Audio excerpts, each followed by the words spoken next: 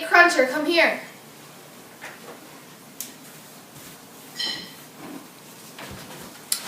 What is your other job? I think you have Tellson's Bank as a cover and that you've been doing something illegal. If you have, don't expect me to be nice or keep your secret when we go back to England. You cannot take advantage of Tellson's Bank. I have been an honorable employee at Tellson's Bank. If what I said is true, remember that there are always two sides to the story. There might be doctors right now earning thousands of dollars when an honest businessman like me doesn't even earn $20. These doctors come into Tellson's to do their banking and they start giving me knowing looks as they go out to their private carriages. Well, they are imposing on Tellson's too. You can't blame the poor and not the rich. And then there's my wife, Miss Cruncher, who is always praying against me. And what little a man did earn would never be enough to allow him to prosper. Mr. Lorry, things would never be good for him. Even if that is the case, I'm still mad at you. Fine, but listen to me. My boy is sitting on that stool there at Temple Bar. I brought him up and he has grown into a man. Let the boy take my place and work for you. Let him take care of his mother. Don't turn me in, sir. Let me go into honest grave digging full time and make up for the graves I dug up, if it was true, by digging them legally and keeping them safe.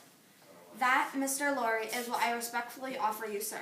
There are many people here dying because of low wages and for hard workers. And remember, I'm helping Mr. Darnay. I could have kept quiet. Well, I guess you're right, but don't say it anymore because you are still my friend, but you might not be if you keep talking. Bye. Because of our agreement, you have no reason to fear me.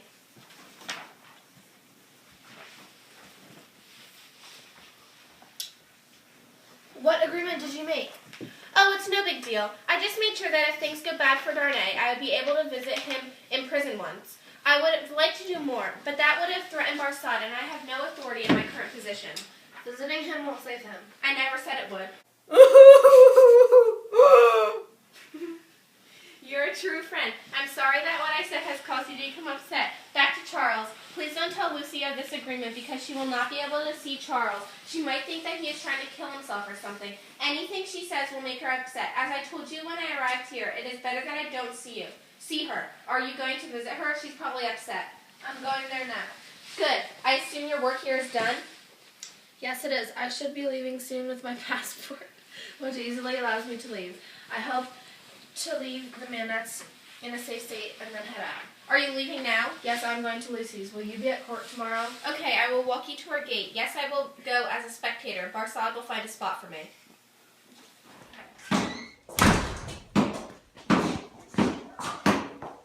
Good evening, citizen.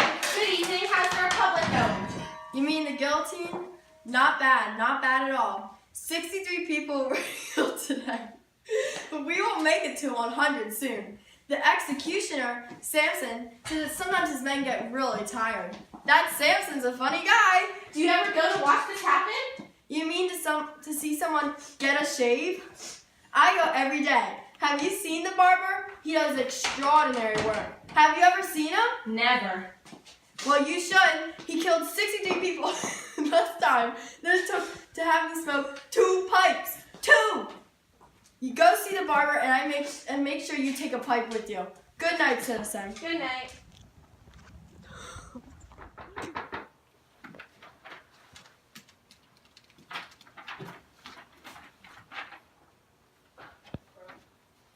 Wow. Are these for you, citizen? It's for me. Make sure to keep them separate because you'll know what will happen to them if you mix them up. Yes, I know. Thank you. I know.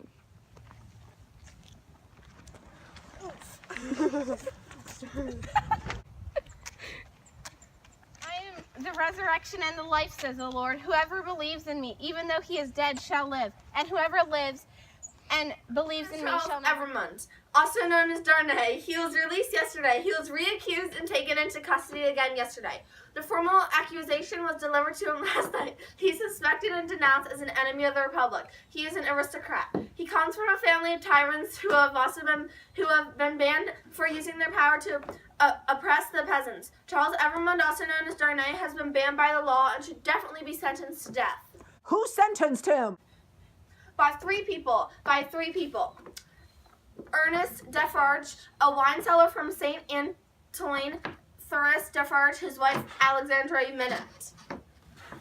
President, I protest that this is forgery and a fraud. You know that Darnay is my daughter's husband. My daughter and those she loves are much more important to me than my own life. Who and where is the liar that says I denounce my daughter's husband? Calm down, calm down.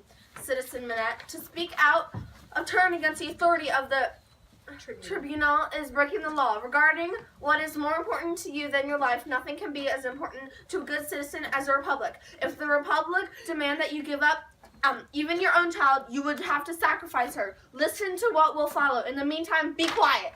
While I was in the Bastille on the day it was stormed, I knew that this prisoner, Minette, had been held in the cell known as 105 North Tower.